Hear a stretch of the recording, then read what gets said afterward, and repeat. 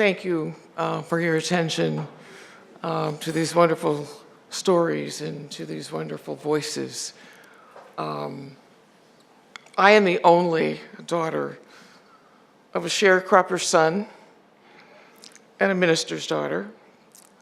And like many of my generation, my narrative spans the South and the urban migration.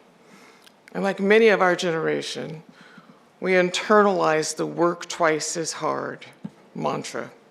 And we put our heads down and we did just that.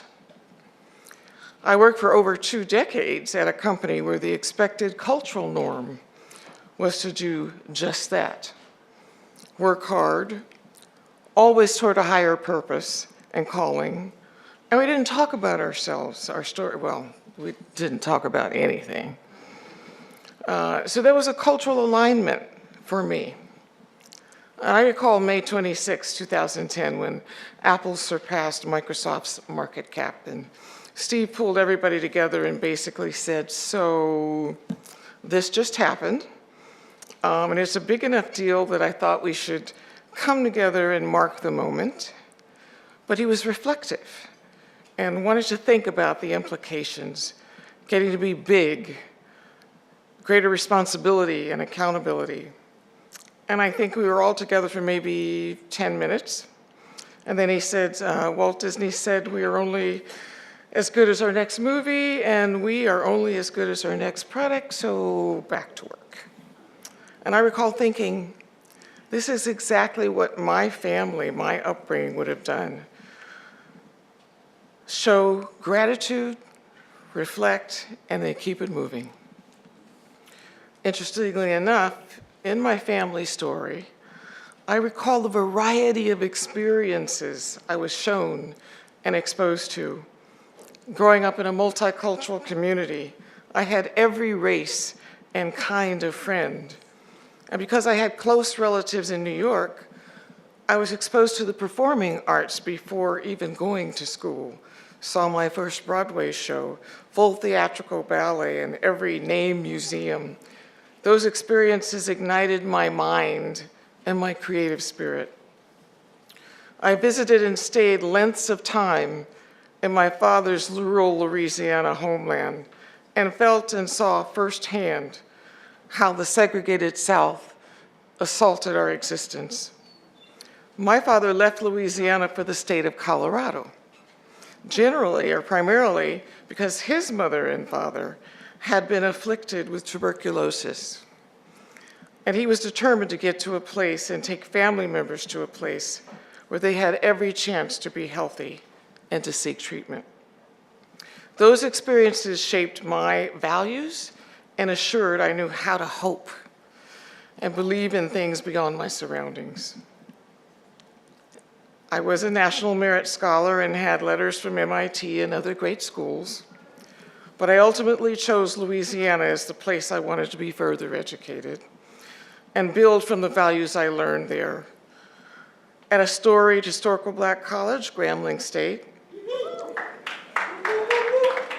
where aunts and uncles had been professors and where the marching band made me feel as though Jericho walls would be falling somewhere, somehow, and where teachers held me accountable to a higher point in the grade curve just because they could, but then they would invite me for gumbo over the weekend because they understood belonging in a profound way. So years later, I joined a company and work hard like my family taught me to do.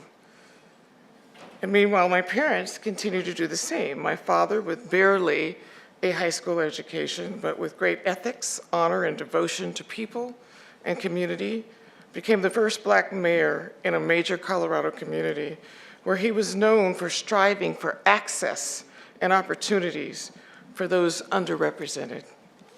So there I am at Apple when Steve Jobs first takes the company back. And I was working on a confidential project that I'd been asked to help with that turned out to be Apple's early retail stores concept. We set them up. We established the fundamental design of the customer experience, how it would be focused on relationship, humanity, and connection versus selling. Next thing I knew, I was leading a global team that took the stores from 20-something to 426 and 15 countries around the world, where the same consistent experience was relied upon globally by millions of people. I then, at Tim Cook's request, moved into a succession of larger roles where new products were shown to the world, new companies were acquired, industries were disrupted, and we stood up the operational infrastructure for diversity and inclusion that will serve Apple for years to come. As many of you know, I did also along that journey carry a love for art, music, and ultimately found I was truly sitting at the proverbial intersection of technology, humanity, and arts, and I realized it all had shaped me on so many levels, as all our experiences shape us. So that brings me to where we are today. I'm frequently around artists and performers, and recently was talking to a friend who's run several Grammy Awards, and in a very admiring way, I called this out, and his response was, fine, great accomplishment, no doubt, but if there have been 59 years of Grammy Awards, there have been a lot of winners. There's only been one of you who has been where you've been, in the rooms, seen and heard what you've seen, for two, not one, but two iconic CEOs, taken a company in a lead position from unimpressive millions to a $900 billion status, unprecedented. And in that moment, I did realize it. The students and faculty I now work with at Cornell Tech remind me of this every day. They want to be the next generation of leaders and technologists and learn from our stories, and they want desperately to know how they can make a better future. Over the past few years, and it has been at least a couple of other times, it has become very apparent to me that I needed to share more of my story and realize my story was not at all about me. When I began to work very closely with the Thurgood Marshall College Fund, we spent a lot of time nurturing and staying close to this work.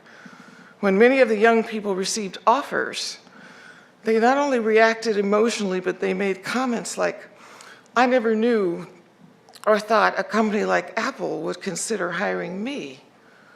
And even as I assured them we were lucky to have them, that statement broke my heart. How could they not think that? What part of what story had they not heard? I clearly had not done my part in telling it. Last fall, I was invited to lead a leadership discussion in Bogota, Colombia, for a global audience of young people under 30 from 195 countries that included multiple African nations, Muslim ethnicities, and women from around the world. We had an amazing conversation where we talked about diversity, representation, the importance of telling our stories versus being labeled and numbered, because our history had labeled and numbered us enough.